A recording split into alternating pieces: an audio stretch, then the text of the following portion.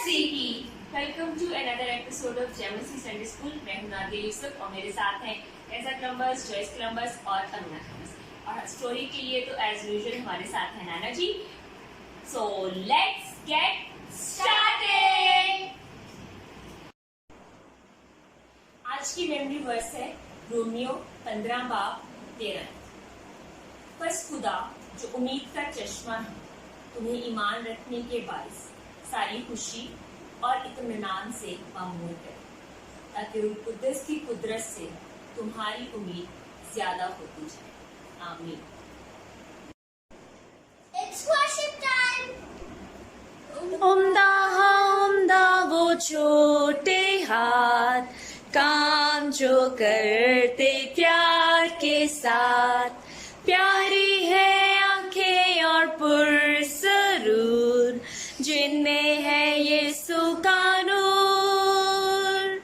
उम्दा वो छोटे हाथ, काम जो करते प्यार के साथ, प्यारी है आंखें और पुरसरूर, जिनमें है यीशु का नूर।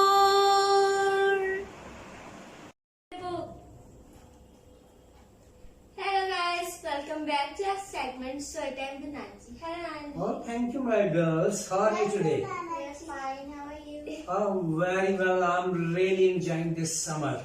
Are you? Yes. Good girls. और अभी तक जॉयस तो बहुत मसरूफ है, अपने फाइनल एग्जाम की तैयारी कर रही है ना? हाँ। कर रही, बहुत मसरूफ। अच्छी बात है बेटा, पढ़ना बहुत अच्छी बात है। And you should work hard, really work hard. Okay? Good girls. अच्छा, पिछली दफा को याद है कि कोई कहानी हमने क्या सीखी थी?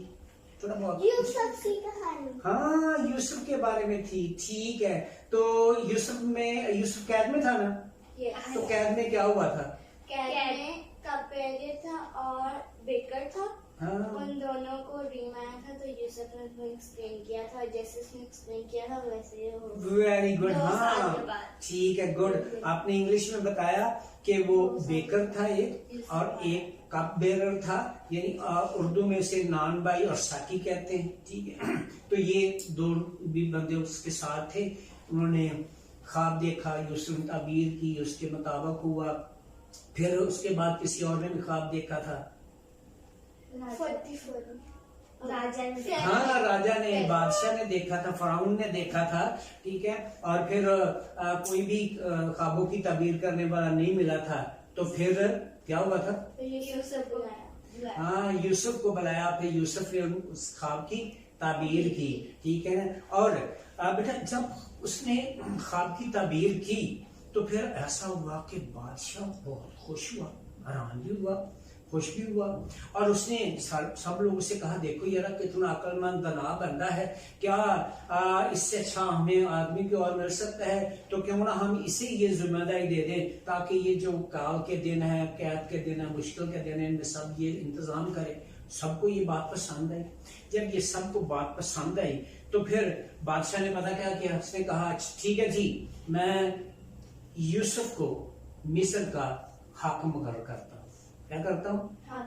और ये जब उसने ऐलान किया तो ये बड़ी छोटा सा काम नहीं था, ये छोटी बात नहीं, बल्कि उसने ऐलान के साथ पता क्या किया?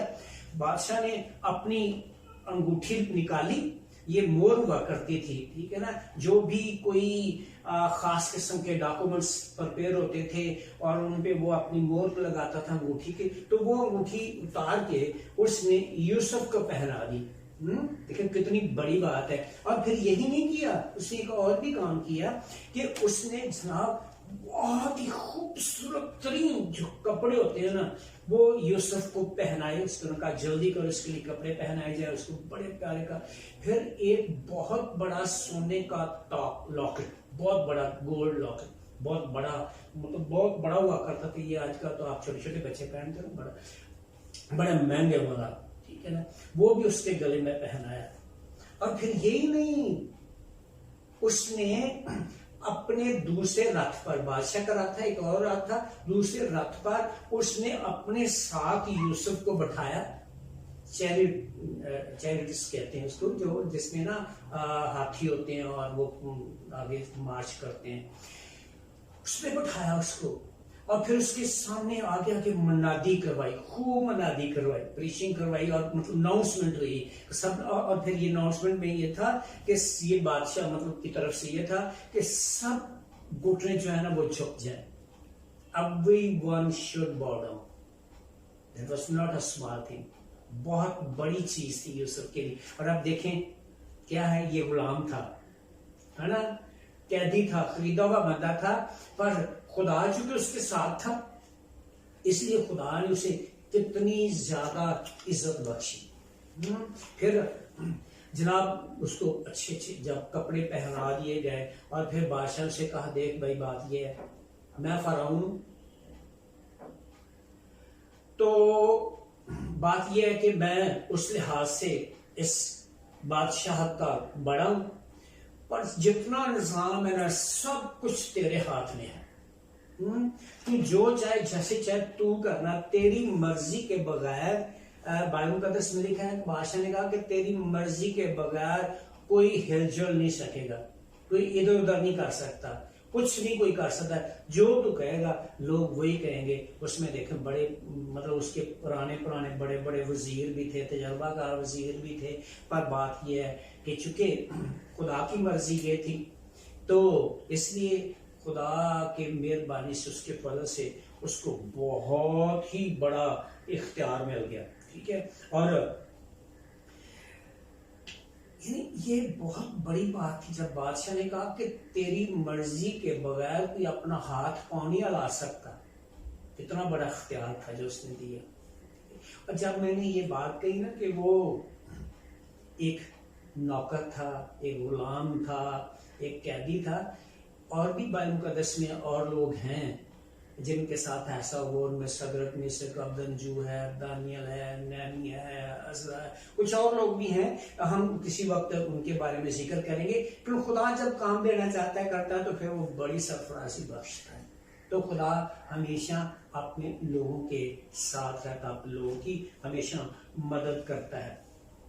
अच्छा, फिर एक और भी बात हुई कि बादशाह ने यूसुफ का नाम तब्दील कर दिया। तब्दील करके उसने उसका एक मिस्री नाम रखा। वो नाम लंबा है, आपको याद ही रहेगा, मुश्किल है, इसलिए हम उसके चक्कर में नहीं पड़ते, हम सिर्फ ये याद रखेंगे उसका नाम उसने तब्दील करके जो मिस्री नाम था वो रखा। और फिर उसने के साथ एक और भी काम किया। वो बड़ा काम ये था कि बादशाह ने वहां ही उसकी शादी का इंतजाम कर दिया। क्या कर दिया? उसने शादी का इंतजाम भी उसने कर दिया। जब जिस जगह उसने शादी का, तो शादी का ना बाइबल मुकद्दस में लिखा ऊन का पुजारी था वो बंदा, यानी इसका मतलब वो बहुत बड़ा किसी देवता मंदिर की मतलब करने वाला था। उसकी बेटी से उसने उसकी शादी कर दी। उसका नाम था असनात। ये भी मुश्किल नाम है, शायद आपको याद न रहेगा, लेकिन हमें उससे गरज भी नहीं, पर उसकी शादी हो गई। और फिर यूसुफ ने अपना काम शुरू कर दिया। वो जनाब अली ये अपने दफ्तर से जो महल से निकला और उसने सारे मुल्क में दौरे करने शुरू कर दिए, विजिट करना शुरू कर दिया, और उसने जगह जगह पे हाकिम मुकर्रर कर दिए और सबसे कहा कि देखो भाई आपने ना गल्ला जमा करना है। और खुदा ने जो ख्वाब दिखाया था उसके मुताबिक जो पहले 7 साल थे ना, उन 7 सालों में बहुत ही अफराद के साथ अनाज पैदा हुआ, यानी फसल बहुत कुछ हुई, हर चीज बहुत हुई, गंदम भी, चावल, ज्वार, बाजरा, जो कुछ भी चाहिए था ना, ये जो कुछ भी मतलब वो बहुत वाफर मकदार में हुआ। उस वक्त पता है यूसुफ की उम्र अंदाजन क्या थी? मैं बताता हूँ, 30 साल। कितनी थी? 30 ईयर्स। और जब ये अपने भाइयों के साथ वो भेड़ बकरियों के लिए चलाने के लिए जाया करता था, उस वक्त हमने को याद होगा कि उसकी उम्र क्या थी? 17 ईयर्स थी जब वो जाया करता था। और फिर वो मतलब बेच दिया गया, फिर वो मिस्र में पहुंच गया, और अब वो 30 वर्ष का था जब वो यानी बादशाह के पास पहुंचा और वो हाकिम बना, नौजवान लड़का है ना, 30 साल नौजवान होता है, तो वो इतने बड़े मुल्क का हाकिम बन गया। उसने हर जगह बड़े बड़े स्टोर बना दिए, बड़े बड़े स्टोर बना दिए, और उन स्टोरों में उन्होंने अनाज भरना शुरू कर दिया। इतना अनाज भरा, इतना अनाज रखा। बाइबल मुकद्दस हमें ये बताती है कि आखिर यूसुफ ने ना वो हिसाब किताब रखने छोड़ दिया, इतना ज्यादा। बाइबल मुकद्दस में ये लिखा है कि जैसे समुद्र की रेत होती है ना, बेबाक जिसे आप गिन नहीं सकते हैं, तो वो बेहिसाब सब कुछ मतलब हो गया। इतना ज्यादा उसने अनाज जमा कर दिया, जगह जगह, छोटे बड़े शहरों गांव में जहां जहां भी जगह थी, उसने बड़े बड़े स्टोर बनवा के तो इस सब अनाज जमा कर रखा था। आखिर वो 7 साल गुजर गए अनाज के। अब 7 साल जो थे अगले, वो कैद के आने वाले थे, ड्राउट के आने वाले थे। इससे पहले जब ये ड्राउट शुरू होता ना, खुदा ने यूसुफ को उसकी बीवी के जरिए से खुदा ने उसको 2 बेटे दिए। कितने बेटे दिए? 2 बेटे दिए, ठीक है। और उनमें से एक का नाम पता क्या, बड़े आसान आसान उनके नाम है। एक का नाम था मनस्सी, ये बड़ा था, और दूसरे का नाम था इफ्राइम, ये छोटा था। ये 2 बेटे जो है ना, वो कैद शुरू होने से पहले खुदा ने उसको दिए। उसके बाद फिर ऐसा हुआ कि जनाब अली कैद शुरू हो गया, ड्राउट शुरू हो गया, और अब हर तरफ लोगों के पास कुछ खाने पीने के लिए नहीं है, बड़ी मुश्किल में पड़ गए। मतलब इधर उधर लोग अब मारे मारे फिर रहे हैं, कहाँ से खाएं, कहाँ पिए, क्या करें, बहुत मुश्किल में पड़े। आखिर लोग फिरौन के पास आए, कहने लगे भाई हम तो भूखों मर रहे हैं, मेहरबानी करके हमारे लिए कुछ खाने के लिए दिया जाए, हमें कुछ खाने को दो। तो फिरौन बादशाह कहा, देखो भाई यूसुफ के पास से जाओ, जो कुछ वो तुमसे वो कहे वो करो, क्योंकि वो सब कुछ उसी के पास है, सब उसी का अख्तियार सब यूसुफ के पास है। और यूसुफ ने बाइबल मुकद्दस में ये बताती है, उसने जो गोदाम बनाए थे, स्टोर्स बनाए थे ना, उन तमाम के मुंह खोल दिए, और उसने जनाब लोगों को गला देना शुरू कर दिया, अनाज देना शुरू कर दिया, जो जो कुछ उनके पास था वो सब लोगों को देना शुरू कर दिया। और लोगों की जान में जानना है कि कम से कम हमें खाने पीने के लिए कुछ मिल रहा है। अब ये काल जो था ना, ये कैद जो था ना, ये सिर्फ मुल्क मिस्र में नहीं था, बल्कि बाइबल मुकद्दस बताती है कि ये कैद जो था ये सारी दुनिया में था। इसी सारी दुनिया ही बड़ी मुश्किल में थी। चूंकि सारी दुनिया मुश्किल में थी, इसलिए दूसरे मुल्कों के लोग जो थे ना, उन वो भी जब सुनते थे कि यार मिस्र में बहुत गल्ला है, मिस्र में अनाज है, सो वो मिस्र में आते और आके तो वहां से अनाज हासिल कर लेते। तो फिर ऐसा हुआ कि यूसुफ के वालिदैन जहां पे थे वहां भी काल पड़ा, वो बड़ी मुश्किल में पड़े। आखिरकार ये हुआ कि उन्हें भी उस मुल्क में अनाज लेने के लिए उनके बाप ने भेजा कि जाओ भाई ऐसा करो कि उस मुल्क में जाओ। उसने कहा मैंने सुना है कि वहां अनाज है, तो उसने कहा कि 7 चांदी ले जाओ, ये चीजें ले जाओ, और जाके ना वहां से हमारे लिए लेके आओ ताकि हम जिंदा रहें।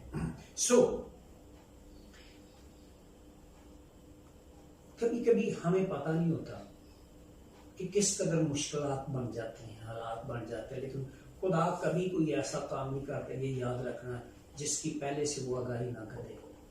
खुदा ने यहाँ बादशाह को पहले से आगाही दी कि ये होगा, फिर खुदा ने उसके साथ हाल बताया कि ये होगा, लेकिन अब इंसान का काम है उसको जांचे कि किस तरीके से ये करना है।